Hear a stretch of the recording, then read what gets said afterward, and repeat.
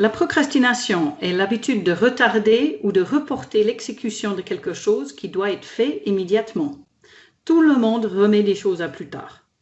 Parfois, quand les gens laissent les choses pour plus tard, ils risquent de mettre en péril leur projet et leur réputation. La procrastination ajoute aussi au stress. Reporter des tâches ne signifie pas qu'elles disparaissent. Ces travaux inachevés pèsent souvent sur l'esprit des gens. La lutte de dernière minute pour terminer un élément hautement prioritaire crée le chaos et augmente la probabilité d'erreur. On estime qu'entre 15 et 20% de la population générale sont des procrastinateurs habituels et les coûts de ces procrastinateurs sont élevés. Le report peut aller bien au-delà d'un mauvais rendement au travail, surtout pour ceux qui retardent leur déclaration de revenus ou la planification de leur retraite. Beaucoup d'entre nous prennent plus d'engagement et de responsabilités que nous ne pouvons en assumer. Nous finissons par travailler la nuit et les fins de semaine pour respecter les échéances. Dans certains cas, les gens ont le sentiment que, quoi qu'ils fassent, ils ne rattraperont jamais leur retard. Vous pouvez mieux gérer cela en connaissant vos responsabilités et vos objectifs clés. Évitez d'entreprendre des activités qui ne correspondent pas à ces objectifs. Si d'autres ne font pas leur travail ou ne sont pas à la hauteur de vos attentes, aidez-les à améliorer leur rendement plutôt que de prendre en charge leurs tâches. Ne présumez pas que tout doit être fait. Concentrez votre énergie sur les tâches qui comptent vraiment. Apprenez à refuser les affectations. Expliquez vos responsabilités actuelles. Expliquez en quoi le fait d'assumer une tâche sans rapport avec la vôtre compromettra vos objectifs communs et offrez une solution de rechange raisonnable. Admettre que vous êtes enclin à la procrastination est un premier pas utile. Il y a 3 obstacles principaux à la mise en route pour beaucoup d'entre eux. La tâche est désagréable, vous craignez l'échec ou vous ne savez pas par où commencer. Lorsque vous avez une tâche à faire qui est désagréable ou inintéressante, pensez à déléguer les tâches à quelqu'un qui ne les trouve pas désagréables. Il est important d'admettre que vous tergiversez et de faire le travail. Imaginez à quel point que vous vous sentirez bien une fois les tâches accomplies. Planifier la tâche de manière à faire demi-tour devient impossible ou coûteux.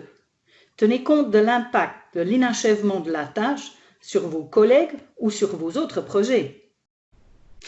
Lorsque vous avez peur de commencer une tâche parce que vous pensez que vous allez échouer, demandez l'aide dont vous avez besoin.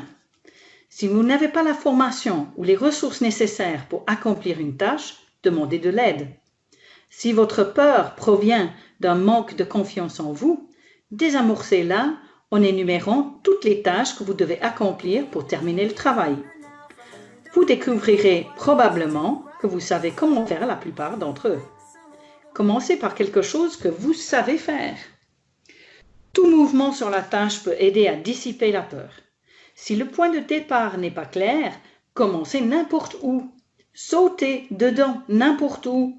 Vous trouverez probablement un moyen productif d'aller de l'avant. Répartissez une tâche difficile ou accablante en tâches plus petites et gérables. À la fin de la journée, consacrez quelques minutes à une tâche que vous voulez accomplir le lendemain matin. Par exemple, vous pouvez prendre des notes au sujet d'un rapport que vous devez rédiger. Le lendemain, il vous sera probablement plus facile de continuer à travailler sur le projet que si vous ne l'aviez pas déjà commencé.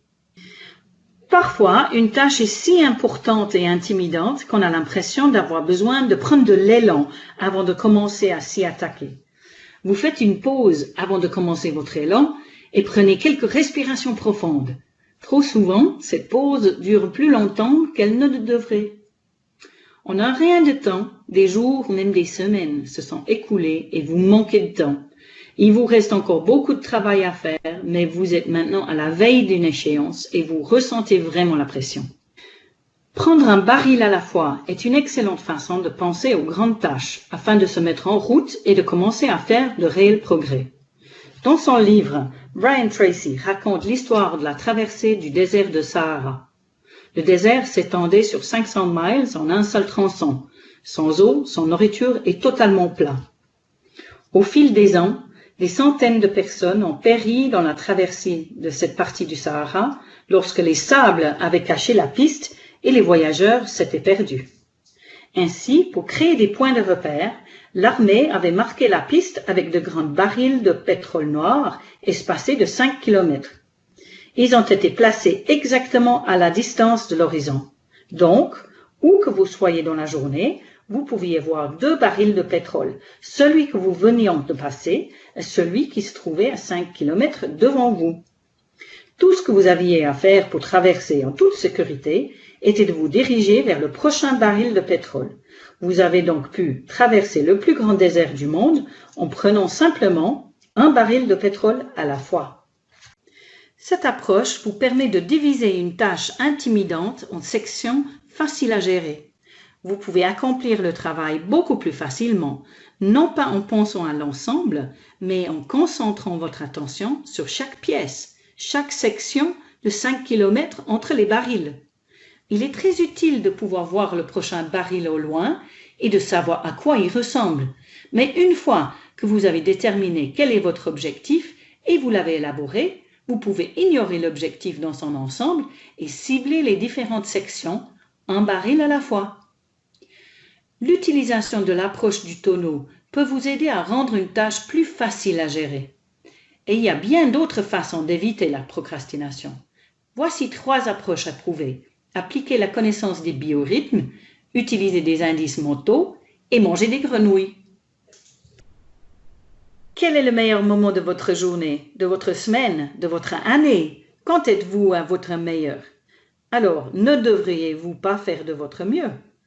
Et quand êtes-vous au pire? C'est certainement le moment de faire des choses moins importantes. Nous avons tous des rythmes naturels, des hauts et des bas. Il est essentiel d'en tirer parti et de comprendre vos hauts et vos bas personnels pour obtenir le meilleur pour le moment. Nous sommes plus susceptibles de tergiverser lorsque nous avons peu d'énergie. Moi, je me lève tous les jours à 6 heures du matin, trop tôt, mais je suis réveillée. Vers 11 heures du matin, je suis vraiment plein d'énergie et de créativité. Vers 3 heures d'après-midi, j'ai peu d'énergie, mais vers 6 heures du soir, l'énergie est de retour et ainsi de suite. Donc, si j'ai quelque chose de vraiment critique à faire, 11 heures est le meilleur moment pour le faire, pour moi. Nous avons des rythmes quotidiens, hebdomadaires et mensuels. Certains d'entre nous souffrent d'un manque de lumière en hiver et ont besoin d'un peu de chaleur et de soleil pour être à leur meilleur. D'autres souffrent du pollen en été. Quand êtes-vous à votre meilleur et à votre pire? Commencez à comprendre vos rythmes naturels et utilisez-les à votre avantage. L'industrie a aussi des rythmes naturels.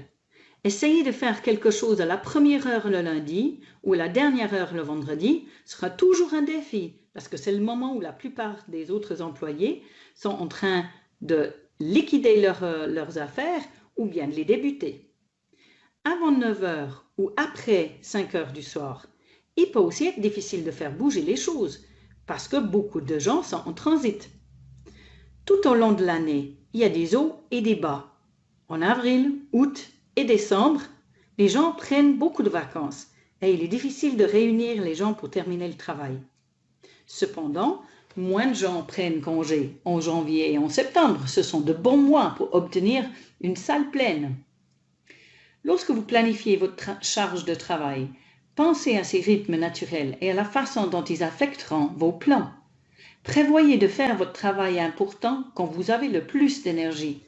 Ne planifiez pas les tâches clés qui nécessitent l'intervention d'autres personnes pendant les périodes de la semaine, du mois ou de l'année où les gens sont moins susceptibles d'être disponibles. Travaillez autour de ça.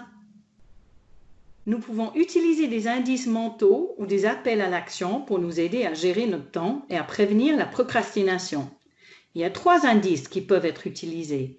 Ils sont « Faites-le maintenant »,« Quelle est la meilleure utilisation de mon temps en ce moment ?» et « Que ferait mon héros ?» Quand Alan Lakein a écrit pour la première fois sur la gestion du temps dans les années 1970, les gens gardaient une affiche sur leur bureau avec « Do it now » écrit dessus. Faites-le maintenant. C'est le mantra des gens qui réussissent et ils utilisent un indice mental pour prévenir la procrastination. Beaucoup de tâches que les gens ont tendance à remettre à plus tard ne sont pas vraiment difficiles à accomplir. Les gens ont la capacité, l'énergie et le temps nécessaires pour entreprendre de telles tâches, mais ils ne sont tout simplement pas assez disciplinés pour ne pas esquiver de les entreprendre pour une raison ou une autre. Si vous pouvez faire quelque chose en ce moment même, sans avoir à le fermer et à le rouvrir plus tard, faites-le maintenant. Si une tâche prend quelques minutes à accomplir, faites-le maintenant. Peu importe que la tâche prenne 2 ou 5 minutes, si vous avez le temps de le faire tout de suite, allez-y. La règle du « faites-le maintenant » fonctionne pour 2 raisons principales. D'abord, il empêche la procrastination. Et deuxièmement, le fait de terminer une tâche, même minime, crée un sentiment de productivité et d'élan. Je suis en train de faire des choses qui peuvent vous amener à faire des choses plus importantes qui peuvent être plus difficiles à réaliser. Le deuxième indice mental est « Quelle est la meilleure utilisation de mon temps en ce moment ?» Cette question nous empêche de faire ce que nous ne devrions pas faire et s'attaque à la procrastination. Vous devriez poser cette question lorsque vous avez été interrompu de votre travail pour vous remettre sur les rails. Parce que nous savons qu'il faut parfois 15 minutes pour reprendre une tâche après une interruption. Posez la question quand vous êtes partagé entre 2 projets importants, quel est le meilleur projet de votre temps à l'heure actuelle? Utilisez-le quand vous ne savez pas par où commencer. Parce que la meilleure utilisation de votre temps est de commencer quelque part, n'importe où. Posez-la quand vous êtes confus. Posez-la quand vous êtes perfectionniste. Demandez-la quand vous aurez 10 minutes à vous accorder. Parce que vous pouvez utiliser ces 10 minutes pour faire un trou dans votre fromage suisse.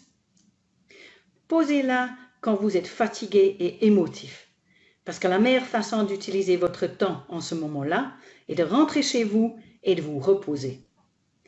Posez-la quand vous faites des erreurs. Parce que la meilleure façon d'utiliser votre temps est de vous reposer.